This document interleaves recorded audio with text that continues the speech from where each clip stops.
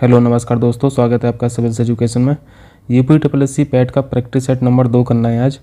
Practice set number 1 हम लोग कर चुके हैं, प्ले लिस्ट पर वीडियो पड़ा हुआ है। जो भी पैट से संबंधित छात्र हैं वहाँ पे जाके देख सकते हैं। आइए इनको कर लेते हैं जल्दी से। पहला प्रश्न है, साइमन कमीशन को कब भारत भेजा गया था? साइमन कमीशन का गठन 1927 में हुआ था। ए, भारत आया किस लिए था? रिव्यू करने के लिए, समीक्षा करने के लिए। समीक्षा किसकी? 1919 का इंडियन काउंसिल एक्ट आपने पढ़ा होगा, जिसे मॉन्टेग्यू चेम्सफोर्ड सुधार भी बोलते हैं, रिफॉर्म भी बोलते हैं अंग्रेजों की भाषा में। इस एक्ट की समीक्षा करने के लिए साइमन कमीशन का गठन किया गया था 1927 में। गठन 1927 में हुआ और 1928 में ये भारत में आया। आप लोग जानते हैं कि साइमन कमीशन का कोई भी मेंबर, कोई भी सदस्य भारतीय नहीं था, सभी के सभी इंग्लिश थे, अंग्रेज थे। इसलिए इस कमीशन को वाइट कमीशन भी बोला जाता था, वाइट मैन कमीशन भी कहा जाता था। साइमन कमीशन में कोई भी सदस्य भारतीय नहीं होने से इसका भारत में बहुत विरोध हुआ था और आप लोगों को पता है कि इसी विरोध में लाला लाजपत राय साहब की मृत्यु हो गई थी। ठीक है, बी ऑप्शन यहाँ पे राइट हो जाएगा। दूसरा प्रश्न है, भारत ने लोदियों को फिल इन द ब्लैंक्स के प्रथम युद्ध में हराया। 1526 बाबर की एंट्री होती है। आपको पता है 1526 में क्या हुआ था? पानीपत का पहला युद्ध हुआ था लोदी के साथ, इब्राहिम लोदी के साथ। इसमें कौन कौन था? बाबर और इब्राहिम लोदी। पानीपत जगह कहाँ की है? हरियाणा की। यहाँ पे क्या ऑप्शन हो जाएगा? ये ऑप्शन राइट हो जाएगा। तीसरा है, नागार्जुन कौन थे? नागार्जुन महायान बौद्ध संप्रदाय से संबंधित थे और ये उस समय के बहुत फेमस फिलोसफर थे। डी ऑप्शन यहाँ पे करेक्ट है। चलिए आगे कीजिए। चौथा क्वेश्चन है, हर्षवर्धन की मृत्यु के बाद किन राजाओं ने कन्नौज पर शासन किया? हर्षवर्धन की मृत्यु के बाद गुर्जर प्रतिहार वंश एक्टिव हो गया था। प्रतिहार वंशों की एक शाखा गुर्जर प्रतिहार वंश भी थी। प्रतिहार का मतलब होता है द्वारपाल। प्रतिहारों के जो अभिलेख हैं, उन अभिलेखों में प्रतिहारों को श्री राम के अनुज लक्ष्मण का वंशज बताया गया है। इनके कभी कभी संस्थापक पूछ लें तो संस्थापक याद रखिए नागभट्ट। प्रतिहार वंशों के जो संस्थापक थे वो नागभट्ट थे। सी ऑप्शन यहाँ पे सही हो जाएगा। पांचवा क्वेश्चन है, स्वतंत्र भारत के प्रथम भारतीय एवं अंतिम गवर्नर जनरल कौन थे? आप लोगों ने एक एक्ट के बारे में पढ़ा होगा, एक अधिनियम के बारे में पढ़ा होगा, 1833 का अधिनियम। 1833 के अधिनियम में बंगाल के गवर्नर जनरल को भारत का गवर्नर जनरल बोला जाने लगा था। भारत का गवर्नर जनरल का पद कब तक रहा था? ये 1857 तक रहा था। 1858 के एक्ट में कंपनी का शासन सीधे क्राउन के हाथ में चला गया था और भारत के गवर्नर जनरल को वाइसरॉय बोला जाने लगा था। और साथ में एक पद और जनरेट हो जाता है स्टेट सेक्रेटरी का, राज्य सचिव का। प्रश्न में पूछा है भारतीय होना चाहिए, प्रथम भारतीय, तो ये तो कैंसिल हो गया बी ऑप्शन। स्वतंत्र भारत के प्रथम भारतीय कौन थे? राजा जी थे। राजा जी यानी चक्रवर्ती राजगोपालाचारी। ये ऑप्शन करेक्ट हो गया। चलिए नेक्स्ट कीजिए। निम्नलिखित में से किस आंदोलन से 1857 ईस्वी के प्रथम स्वतंत्रता संग्राम के बाद पहली बार ब्रिटिश राज की नींद तक उड़ गई थी? 1857 की क्रांति ने तो अंग्रेजों को उखाड़ फेंक दिया होता, लेकिन ये सफल नहीं हो पाई, यूनाइटेड तरीके से काम नहीं हो पाया। तभी तो 1858 के एक्ट में पूरा का पूरा शासन कंपनी का क्राउन के हाथ में चला जाता है और फिर 1858 के बाद ब्रिटिश पार्लियामेंट भारतीयों पे थोड़ी सी कड़ाई कम करने लगी। तो एक बार तो 1857 में हो गया था और दूसरा केस था 1920 का असहयोग आंदोलन महात्मा गांधी के नेतृत्व में। डी ऑप्शन यहाँ पे राइट हो जाएगा। ठीक है, 5 फरवरी 1922 चौरी चौरा घटना हुई और फिर 12 फरवरी 1922 को असहयोग आंदोलन को सस्पेंड कर दिया गया। चलिए 7वां क्वेश्चन है, निम्नलिखित में से कौन सी सिफारिश हंटर कमीशन द्वारा की गई थी? भारतीय शिक्षा आयोग, इसी कमीशन को बोला जाता है। हंटर कमीशन का पूरा नाम हंटर शिक्षा कमीशन था, जिसने सिफारिश स्त्री शिक्षा के लिए की थी, प्राइमरी एजुकेशन के लिए की थी, शिक्षा विभाग खोलने की बात की थी। इस कमीशन की स्थापना 1882 में की गई थी। किसके द्वारा? ये बहुत इंपॉर्टेंट है, लॉर्ड रिपन। रिपन का नाम याद रखें। तो यहाँ पर डी ऑप्शन राइट हो जाएगा। चलिए 8वां क्वेश्चन है, एक अनियंत्रित कलम नष्ट करने की सेवा करती है। ये किसने कहा था? ये किसका वाक्य है? ये महात्मा गांधी जी का वाक्य है, इंपॉर्टेंट है। 9वां क्वेश्चन है, वर्ष 1923 तक कांग्रेस ने हिंदुस्तानी को राष्ट्रभाषा के रूप में स्वीकार कर लिया था। हिंदुस्तानी किस किस भाषाओं का मिश्रण है? सबसे पहले कांग्रेस पे आ जाइए। कांग्रेस स्थापना 1885, कहाँ पे? बॉम्बे में। और किस कॉलेज में? गोकुलदास तेजपाल संस्कृत महाविद्यालय में इसकी स्थापना हुई थी। पहले अध्यक्ष WC बनर्जी। हिंदुस्तानी भाषा यानी हिंदी और उर्दू का मिश्रित रूप, बी ऑप्शन। चलिए 10वां क्वेश्चन है, होम रूल लीग आंदोलन किसके द्वारा शुरू किया गया था? इस आंदोलन से 2 लोग जुड़े हुए थे, एक तो एनी बेसेंट साहिबा और दूसरे थे तिलक साहब, बीजी तिलक, बाल गंगाधर तिलक साहब। ये साउथ में एक्टिव थी और ये नॉर्थ में एक्टिव थे।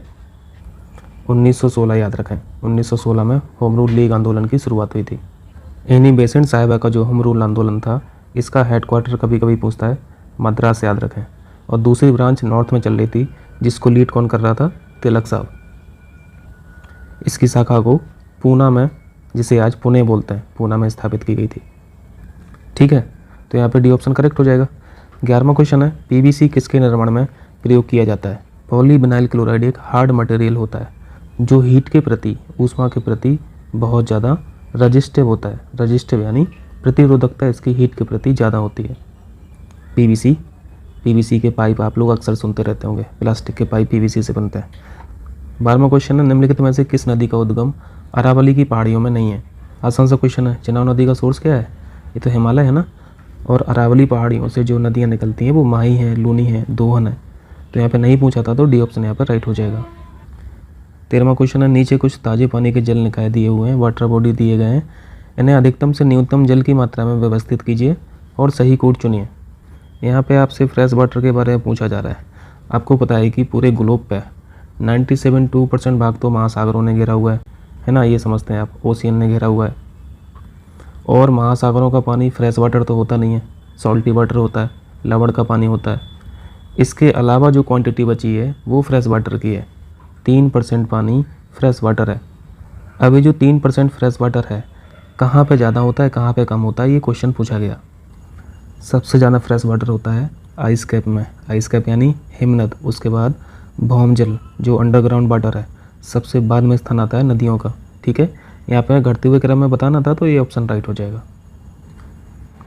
14वां क्वेश्चन देखिए, इस द्वीप समूह के द्वीप में पूर्वी तट पर असमेकित गोलासमों, रोड़े, बटियाँ, कंकड़ों से बने तूफानी समुद्री किनारे हैं। यह किसको संदर्भित करता है? किस द्वीप को संदर्भित करता है? ये सारी चीज़ें आपको मन्नार की खाड़ी में देखने को मिलेंगी, बी ऑप्शन करेक्ट है।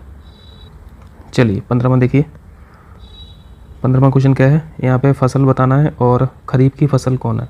भारत में मुख्य रूप से 3 प्रकार की फसलें होती हैं, रबी फसलें, जायद की फसलें और खरीफ की फसलें। रबी की फसलें वो होती हैं जो ठंडियों में बोई जाती हैं और गर्मियों में काट ली जाती हैं, मार्च के लास्ट तक काट ली जाती हैं। और मार्च में कौन कौन सी फसलें काटी जाती हैं? आपने गेहूं को देखा होगा, आपने मटर को देखा होगा, चना को देखा होगा, सरसों होगा, ये सब रबी की फसलें हैं। और खरीफ की फसलें जो अभी समय चल रहा है, जून जुलाई का, ये बोने का समय है। खरीफ की फसलों का बोने का समय है जून जुलाई। अक्टूबर नवंबर में खरीफ की फसलें काट ली जाती हैं और फिर रबी का टाइम स्टार्ट हो जाता है।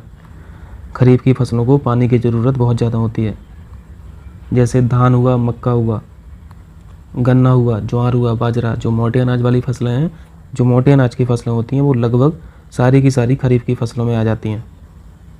खरीफ की फसलों में कुछ इंपॉर्टेंट जो है वो हम लोगों ने सीखा, धान है, मक्का है, इसके बाद कपास बहुत इंपॉर्टेंट है, कपास के बारे में अक्सर पूछा जाता है, कपास खरीफ की फसल है। इसके बाद जूट को भी याद रखा करें। ये क्या है? ये सारी की सारी खरीफ की फसलें हैं। तो यहाँ पे ऑप्शन ए करेक्ट हो जाएगा। गेहूँ रबी की फसल, मटर रबी की फसल, सरसों रबी की फसल। चलिए 16वां क्वेश्चन देखिए, ग्रामीण लोगों का प्राथमिक व्यवसाय क्या है? कृषि है। 17 है, सीडीपी का मुख्य लक्ष्य क्या है? सीडीपी बहुत इंपॉर्टेंट है। सीडीपी यानी कम्युनिटी डेवलपमेंट प्रोग्राम, इसको शुरू कब किया गया था? बहुत इंपॉर्टेंट है, 1952 में। और यहाँ पे ग्रामीण समुदाय के जो भी लोग हैं उनका डेवलपमेंट करना था, वेलफेयर करना था। पहला ऑप्शन पढ़िए, ग्रामीण समुदाय का चहुमुखी विकास कल्याण, सही है। दूसरा है ग्रामीणों को आत्मनिर्भर बनाना, प्रगतिशील बनाना, सही है।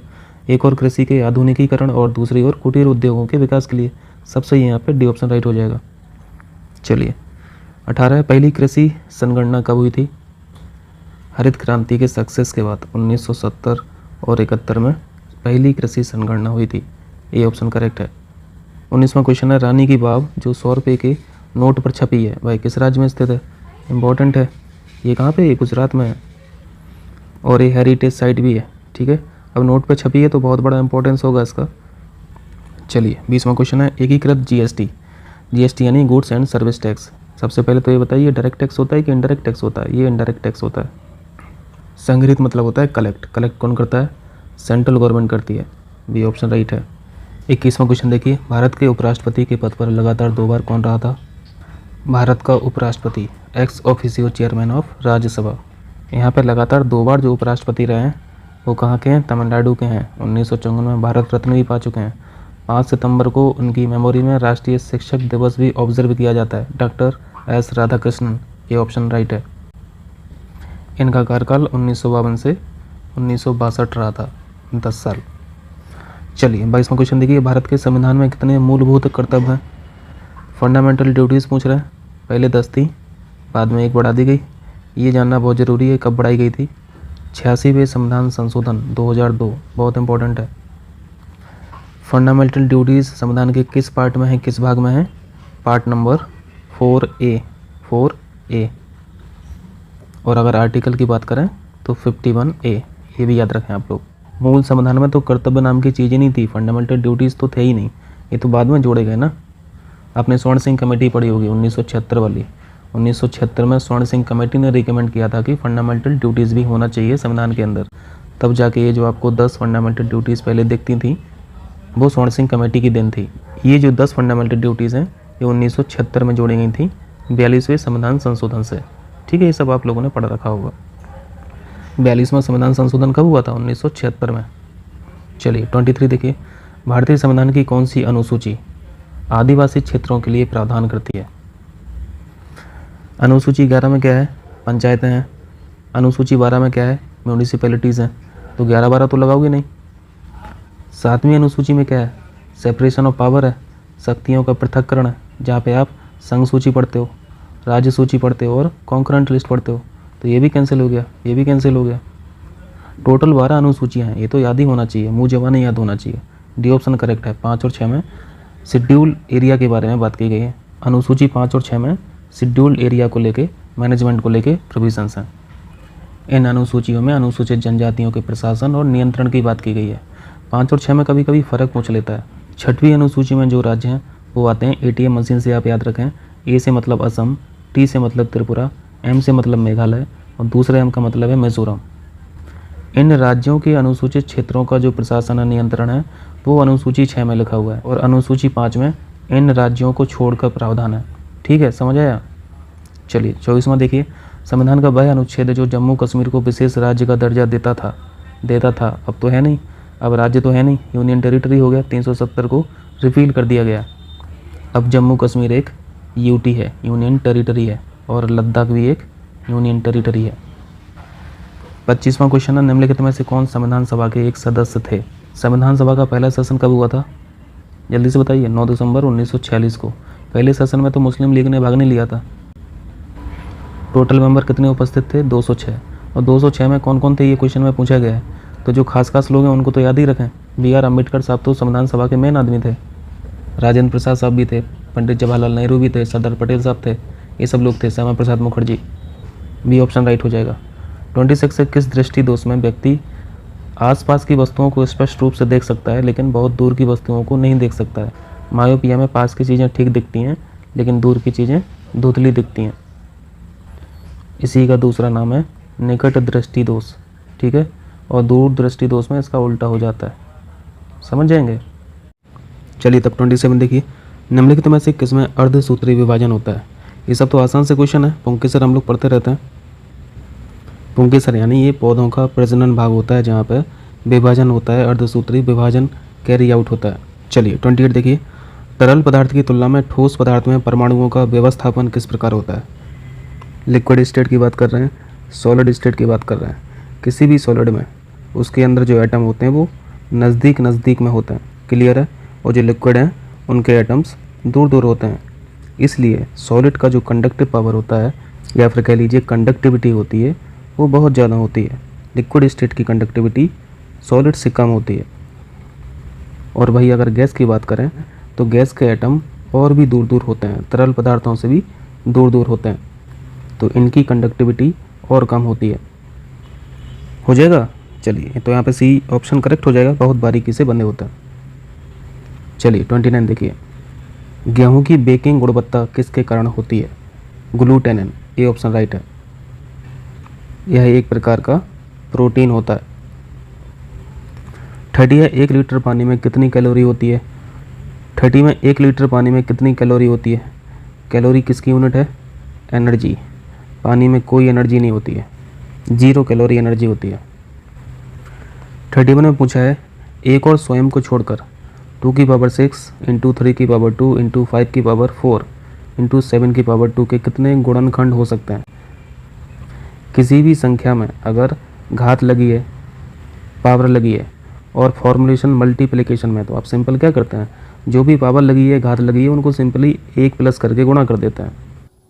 जैसे पहली संख्या 2 की पावर 6 है तो पावर लिखा प्लस 1 किया, इंटू 3 की पावर 2 है यहाँ पे तो 2 प्लस 1 किया, फिर 5 की पावर 4 है तो 4 प्लस 1 किया, और लास्ट में 7 की पावर 2 है तो 2 प्लस 1 किया। घात में 1 जोड़ के सब में गुणा कर देना है। तो इसको सॉल्व कर लीजिए, ये 7 इंटू 3 इंटू 5 इंटू 3 हो जाएगा, इसकी वैल्यू 315 आ जाएगी। डी ऑप्शन राइट हो गया। 32 देखिए, यहाँ पे उड़द दाल के 3 पैकेट हैं। पहले पैकेट में इतना केजी अमाउंट है, दूसरे पैकेट में इतना अमाउंट है और तीसरे में 15/4 है। ये बोल रहे हैं ये पैकेट एक थैले में खाली किए जाते हैं, यानी तीनों को एक थैले में पटक दिया जाता है। तो अब थैले में कितनी उड़द दाल है? तो सिंपल है, जोड़ना है बस, 9/2, 21/4 और 15/4। इसको सॉल्व कर लेना। इसको भी 4 बना लीजिए तो 2 से गुणा कर दीजिए ऊपर नीचे, तो ये 18 हो जाएगा। ठीक है, अब एलसीएम ले लीजिए, एलसीएम 4 आ जाएगा, ऊपर 18 बचा, 21 बचा, 15 बचा, ये 54/4 कितना हो गया? 13.5। ये ऑप्शन करेक्ट हो जाएगा। ठीक है, चलिए। 3 बालकों की औसत आयु 3 है, एवरेज एज 30 दी है। एवरेज होता क्या है? योग अपॉन बालकों की संख्या हो जाएगी। बालकों की संख्या 3 है और एवरेज दिया हुआ है, तो ये 30 बराबर ये तीनों बालकों का आयु का योग है बटे 3 है। तो यहाँ पे तीनों का योग आ गया, 90 एज के हैं। तीनों को जोड़ देंगे, तीनों की एज, तो ये 90 है। अलग अलग कितने एज के हैं ये नहीं पता। यहाँ पे उन्होंने एक स्टेटमेंट में अलग अलग दे दिया। आयु का अनुपात 3, 5, 7 है, तो सिंपल है, तीनों को जोड़ दीजिए। आप x मान लीजिए आयु, तो 3x + 5x + 7x ये बराबर 90 तो दिया हुआ है ना। 5 और 3 8, 8 और 7 कितना हुआ? 15। 15x बराबर 90, x की वैल्यू 6 आ गई। तो एक बालक की आयु 3x थी, दूसरे बालक की आयु 5x थी, तीसरे बालक की आयु 7x थी। सबसे छोटा बालक जो था वो 3x वाला हो गया। यहाँ पे क्या पूछा है? सबसे कम उम्र वाले बालक की आयु 3x है, x की वैल्यू में पता है 6, तो ये 18 साल हो गया। डी ऑप्शन राइट हो जाएगा। चलिए 34 देखिए, गेहूं और जौ के मिश्रण में 80% गेहूं है। 80% अगर गेहूं है, गेहूं को मैंने वेट लिख दिया, तो 20% जौ बचा, और ये जो मिश्रण है वो टोटल 12 क्विंटल का है। तो इस 12 क्विंटल में 80% गेहूं है, तो क्विंटल के फॉर्म में कितनी वैल्यू आ जाएगी? गेहूं की मात्रा कितनी हो जाएगी? सीधा गुणा कर दीजिए 12 का 80% में, तो 12 × 96 है ना, तो ये 9.6 क्विंटल आ जाएगी। क्लियर है? और जौ की मात्रा कितनी आ जाएगी? घटा दीजिए, 12 में से 9.6 गेहूं का हो गया, जो बचा वो जौ का बचा, तो ये वैल्यू आ जाएगी आपकी 2.4 क्विंटल। इतना समझ में आया? अब आगे पढ़िए सवाल। कितनी गेहूं की मात्रा मिलाई जाए जिससे रेशियो 85/15 हो जाए? यही तो मतलब हुआ। अगर गेहूं 85% हो जाए तो फिर जौ 15% हो जाएगा। तो एक तरह से लिखा क्या है? ये रेशियो पुरानी कंडीशन में ये था। ये बोल रहे हैं कि गेहूं की मात्रा में कितना हम मात्रा मिला दें कि ये रेशियो 85/15 हो जाए, यही लिखा है ना। तो अब यहाँ से x की वैल्यू सॉल्व कर लीजिए। तो आप इसको सॉल्व करेंगे तो 4 क्विंटल आ जाएगी वैल्यू x की। डी ऑप्शन यहाँ पर राइट हो जाएगा। चलिए 35 देखिए, ये सब तो आसान होते हैं, इनको कर लेना आप। दशमलव के बाद कितनी संख्या है, इसी से आंसर निकल जाएगा, क्योंकि सभी ऑप्शन में अलग अलग चीज़ें हैं ना। यहाँ पे दशमलव के बाद 2 अंक हैं, यहाँ पे 3 अंक हैं, यहाँ पे 4 अंक हैं, तो आइडिया लग जाएगा आपको, यहाँ से आइडिया लग जाएगा, सॉल्व करने की जरूरत ही नहीं पड़ेगी। चलिए 36 देखिए, भूरे बालों की सी कर्तन में कौन सा अलंकार है? यहाँ पे कंपेयर किया जा रहा है, तुलना की जा रही है, तो जब तुलना वाली बात होती है तो उपमा अलंकार होता है। 37 में बधू शब्द का बहुवचन क्या होगा? बधुओं बहुवचन शब्द होगा। 38 साल दर साल में कौन सा समास है? अब बेई भाव करेक्ट आंसर हो जाएगा। 39 में हुए जहाँ हैं हम मार्गचारी पंक्ति में कौन सा छंद है? अब भैया ये क्वेश्चन तो बहुत कठिन होते हैं, क्योंकि एक लाइन में छंद पहचानना बहुत कठिन है। पूरा अगर लिखा रहेगा तो हम लोग वर्ण वगैरह काउंट कर लेंगे तो थोड़ा आसान हो जाता है। वैसे ये बाणिक छंद है, प्रत्येक चरण में 11 वर्ण होते हैं इस छंद में। और बाणिक छंद की एक कैटेगरी है उपेंद्र बजरा, बी ऑप्शन। 40 देखिए, निम्नलिखित वाक्य में रेखांकित शब्द की शुद्ध वर्तनी कौन सी है? ये दवाइयाँ मेडिकल स्टोर से ले आओ। कुल मिला के दवाइयों को देखना है। तो दवाइयाँ, ये जो ई पे मात्रा चढ़ी है ये तो नहीं होगा, ये जो मात्रा है ये गलत है, मात्रा को हटा दीजिए, बाकी सब सही लिखा है, यानी बी ऑप्शन यहाँ पे राइट हो जाएगा। चलिए आइए पैराग्राफ पढ़ लीजिए। The important thing in life is not what you have been but what you are reaching for and becoming. At my age when I can see the end of the road more clearly than most, I can sit back and recollect in tranquility the varying vicissitudes of my life and what it has taught me। यहाँ पे आपको author के life experience के बारे में समझना है। When I look back, I find that the great and glorious hours of my life were those when I gave a helping hand to others। यहाँ पे ऑथर अपने जीवन के ग्लोरियस आवर्स किस चीज़ को बता रहा है? सहायता करने को, परोपकार करने को। आगे क्या है? आगे लिखा है without expecting anything in return and not when I struggled at it succeeded to gain my own end. दूसरों की हेल्प करना, दूसरों का परोप करना और कुछ भी एक्सपेक्ट नहीं करना रिटर्न में, सबसे बड़ी सेवा तो यही है ना। And I can well imagine and appreciate that in this world those alone live who live for others. जो सभी लोगों की चिंता करने लगता है वो खुद अकेला पड़ जाता है। इस तरीके के थॉट्स यहाँ पे ऑथर बताना चाह रहा है। I have no regret for the past. मुझे अपने अतीत का कोई भी रिग्रेट नहीं है, कोई भी पश्चाताप नहीं है। Life has been kind to me. उसके बावजूद भी जीवन हम पे मेहरबान है। My only regret is that I received more from life than I give. क्या बात है! इतने अच्छे विचार और इतना अच्छा काम करने के बाद ऑथर यहाँ पे बता रहा है कि जीवन में हमने जितना भी दिया उससे ज़्यादा हमें मिल गया, इस चीज़ का वो रिग्रेट कर रहा है। चलिए पहला क्वेश्चन कर लीजिए। 41 में लिखा है what stage of life must the author be. इतना बड़ा एक्सपीरियंस वो आपके साथ शेयर कर रहा है तो ऑब्वियसली वो ओल्ड एज का रहा होगा। डी ऑप्शन यहाँ पर राइट हो जाएगा। 42 में what feelings does the author harbour about life. Author को कोई रिग्रेट ही नहीं है अपनी लाइफ में, यहाँ पे ये बता रहा है। और ऑथर को जो भी रिग्रेट हो रहा है वो वास्तव में रिग्रेट वाली चीज़ ही नहीं है। उसके बावजूद भी ऑथर बोल रहा है life has been kind to me. तो इसका मतलब क्या है? वो ग्रेटिट्यूड बताना चाह रहा है। ग्रेटिट्यूड का मतलब होता है फीलिंग ग्रेटफुलनेस, जिसे हम लोग हिंदी में कृतज्ञता पढ़ते रहते हैं। चलिए 43 है change the following sentence in simple present tense. Simple present बताना है तो आपको जो भी प्रेजेंट के अलावा दिख रहा है उसको हटा दीजिए। हैव यहाँ पे लिखा है ये तो परफेक्ट हो गया, हैव बीन लिखा है तो ये परफेक्ट कंटिन्यूस हो गया, यहाँ पे प्लेड लिखा है, यहाँ पे वर्ब में सेकंड फॉर्म है तो ये पास्ट हो गया। एक ही सेंटेंस है जो प्रेजेंट में लिखा है, they play cricket. C option right हो जाएगा, ईजी है। 44 है identify the part of speech for the underlined word in the given sentence. दो का मतलब बताना है। दो क्या है? ये कंजंक्शन होता है जो दो वाक्यों को जोड़ता है, दो सेंटेंसेस को जोड़ता है। जैसे इस वाक्य को क्या लिखते हैं आप? He was young and he fought valiantly. तो यहाँ पे सी ऑप्शन राइट हो जाएगा, ये कंजंक्शन है। 45 देखिए यहाँ पे फिल इन द ब्लैंक्स की जगह आपको बताना है I am not tired enough to go to bed yet, I would not sleep if I fill in the blanks to bed now. ये किस सेंटेंस में बात हो रही है? ये सिंपल पास्ट लिखा हुआ है, सिंपल पास्ट में बात हो रही है। तो यहाँ पे फिल इन द ब्लैंक्स में सिंपल पास्ट ही आप भरोगे। तो सिंपल पास्ट बी ऑप्शन तो है नहीं, यहाँ पे हेड है, परफेक्ट हो गया। यहाँ पे हैव है, ये भी परफेक्ट हो गया। सिंपल पास्ट बनाने के लिए बैंड का यूज किया जाएगा। ठीक है, चलिए 46 देखिए, ये बैंड डायग्राम से करते हैं।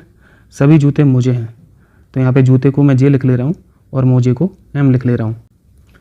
सभी जूते मोजे हैं तो मैं बड़े वाले गोले को मोजा कर दे रहा हूँ, छोटे वाले को जूते कर दे रहा हूँ। जूता वाला जो गोला है वो मोजे वाले गोले के अंदर है कि नहीं, इसलिए सभी जूते मोजे हैं, ये सेटिस्फाई कर रहा है।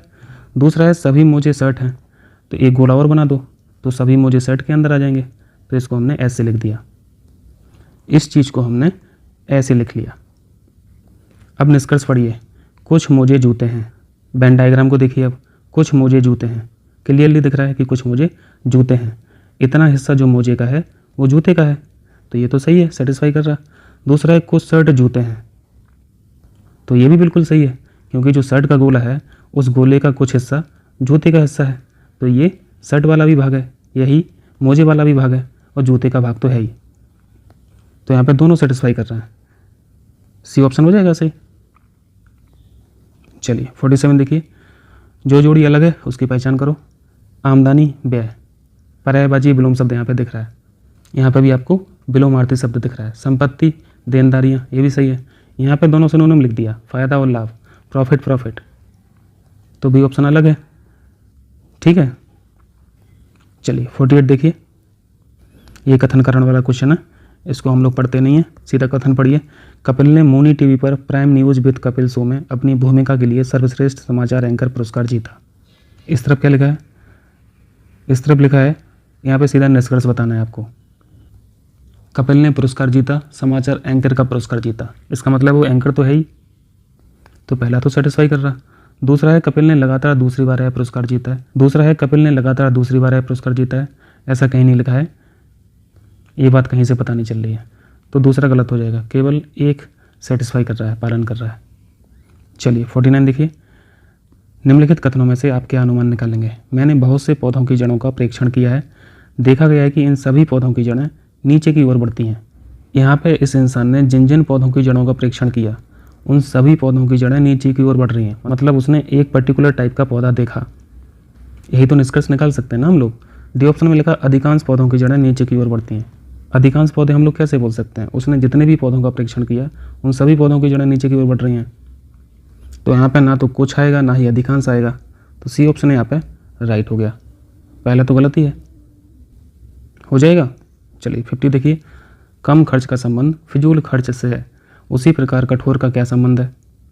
तो यहाँ पे सिनोनिम एंटोनिम की तो बात हो रही है, कठोर का उल्टा क्या हो जाएगा? विलोम क्या हो जाएगा? नरम हो जाएगा। ए ऑप्शन राइट है। ठीक है, चलिए 50 क्वेश्चन प्रैक्टिस कीजिए। 51 से 100 मिलते हैं अगली वीडियो में। बहुत बहुत शुक्रिया आप लोगों का।